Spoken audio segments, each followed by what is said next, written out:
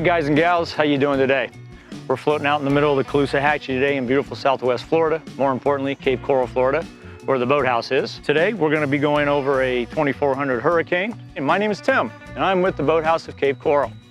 We're going to start out with the Hurricane 2400. A couple of features. Starting up in the bow. Nice huge area, easy access to your anchor chain and line. So pulling up to the beaches, some areas you want to go to, just toss out anchor, be by yourself, easy access, don't have to worry about pulling it from inside the boat.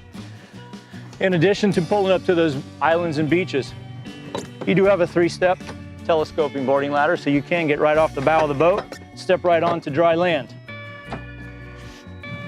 Easy entry into the bow of the boat. And for those of you who want to fish, you do have a little bit of fishing aspect to this boat because you will have a seat that goes in here, and you do have an aerated live well, which will circulate your water to help keep your bait alive. If you're not going to fish, doesn't mean you have to use it for fishing. This is a nice seat to sit in, just to be front and center at the beach. You can use this as a secondary cooler or a trash can. So it doesn't mean you're forced to fish, but it's there if somebody wants to. Tons of room up in the bow for lounging. Nice, easy ride out to the islands and beaches. Easy place to catch some sun. For all your beach toys, beach blankets, you do have tons of storage under both sides of your seats. These have actually been called cavernous at times. A lot of large storage areas. Speaking of caverns, huge amount of storage in the floor, which carries all the way back here to the middle of the boat, long enough for skis, wide enough for knee boards, held up with a gas shock, so you have both hands free to pull stuff in and out. This boat also comes with snap-in, snap-out flooring. So if it's one of those days you're not going to be in and out of the boat, getting salt and sand back in the boat, you can put the flooring in. If you're just going to do a restaurant cruise, just go out and do a sunset cocktail cruise, you can put the flooring in, just changes the looks and feel of the boat. If it does get dirty, it's also super easy to clean. As we transition to kind of the center of the boat, we're going to come to the helm area. Helm area, again, everything's very ergonomically correct as far as visibility. Right in front of you, everything's easy to read, easy to adjust your seat so you can reach the pedals.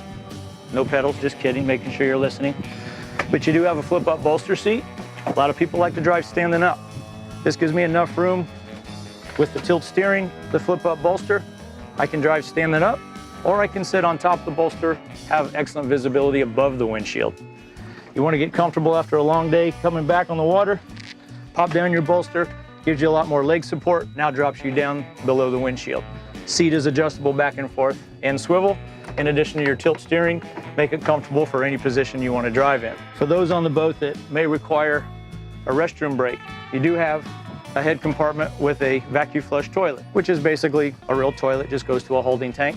You have it pumped out when it's time. There is an indicator light to tell you when it's time. Otherwise, also convenient storage as well.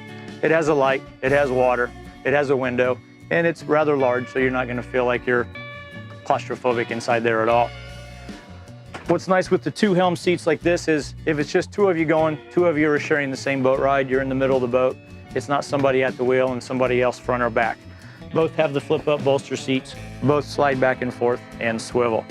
You can also spin both of these around to be able to entertain everybody in this area with your L lounge, so everybody can kind of hang together and enjoy the day.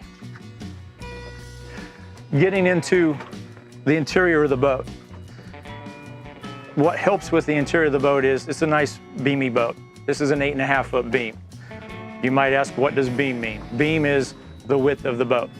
This is an 8.5-foot boat with width, and it carries out all the way up front, which is what makes it a deck boat. If this was a conventional bow rider style, once you get past the windshield, you kind of come to a sharp point out front and you lose a lot of that seating, you lose a lot of the storage. Technically, you lose the deck out front where you would keep your boarding ladder, your anchor, and all your other goodies while you're out boating.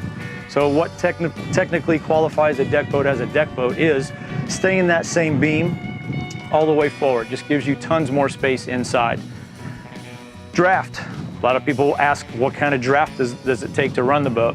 We're going to show you later on how much we can get into this, but literally I tell people, you give me 1.5 feet of water and I'm going to slowly propel the boat. But we're going to get down to the nuts and bolts of that later and literally show you on the depth finder what kind of water we can run this in. Hey guys, we were talking about that shallow draft earlier on the 2400 Hurricane. Just wanted to show you on the depth finder that we have in front of us right now. We are running the boat in less than 3 feet of water. So trying to get up some of those islands and beaches, not a problem if you only have, 2-3 feet of water. As you move towards the back of the boat, we've already kind of talked about congregating back here. Boat has a 12-person capacity rating. Whether you want to go with 11 other people is up to you. It's a very comfortable 6, 7, 8-person boat every single day if you had to. Tons of seating, nice and comfortable. You're not going to be crowded together. You have cup holders throughout for your beverage of the day, whether that's ice water or iced tea.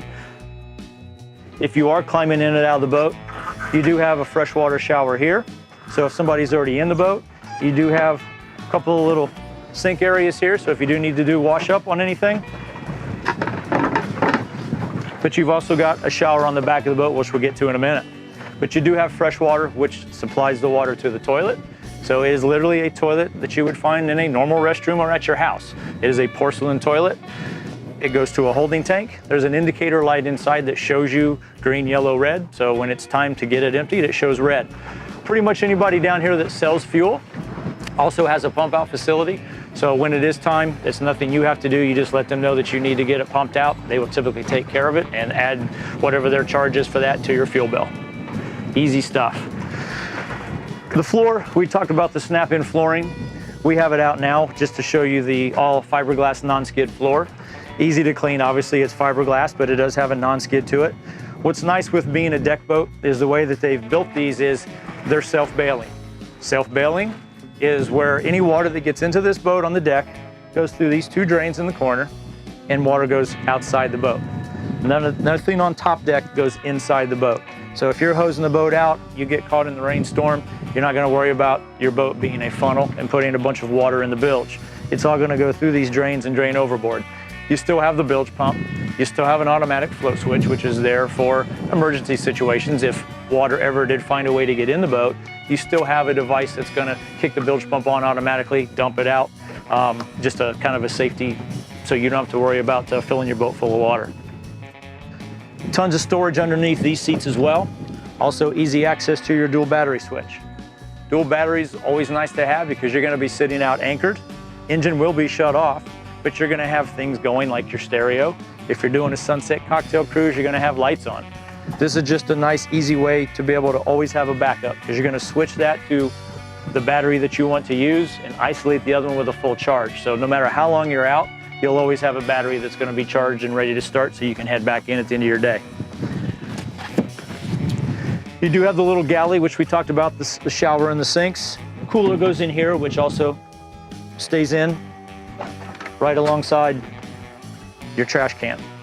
So you do have a little bit of an area here that you can have some drinks, empty soda cans, just trash in general, put right in there and it's not floating around the boat and blowing out of the boat. Again, a couple more rod holders and a Corian countertop. Off the transom of the boat, it's where we talked about your other shower.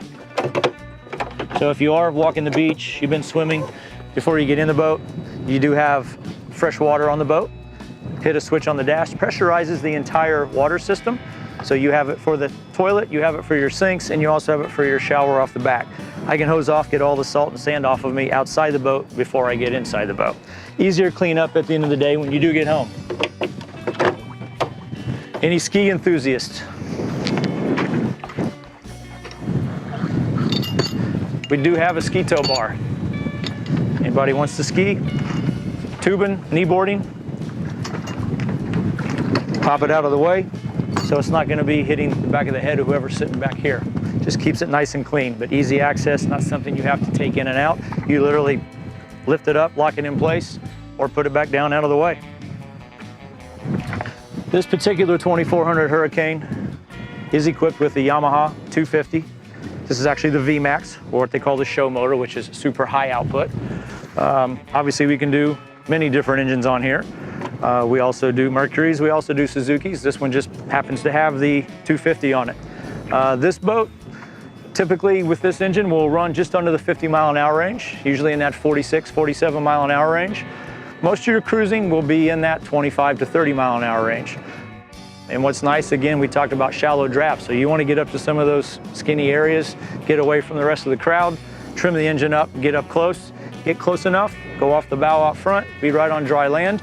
The worst case scenario is if I can't get all the way in, you do have a boarding ladder on the stern as well. Another 4-step. So if I do have to get out off the back, remember I told you I can run this boat in about 1.5 feet of water. So if you can't get all the way into shore and you do have to exit the boat from here, you're gonna get out in water up to your knees. So you don't have to swim around the boat to get up there. You're literally gonna get out and walk around to the bow of the boat. Oh, hey, it's all right, you caught me out here working on my tan in the front of this 2400 Hurricane. Quick overview. We just gonna go through your 2400 Hurricane. Length overall, 24 feet, 8.5 foot wide beam. Remember, beam is width of the boat, which carries all the way up into the bow area. Overall, no matter what you want to do in this boat, we have 12 months of boating down here. Islands, beaches, restaurants, saltwater, and sunshine.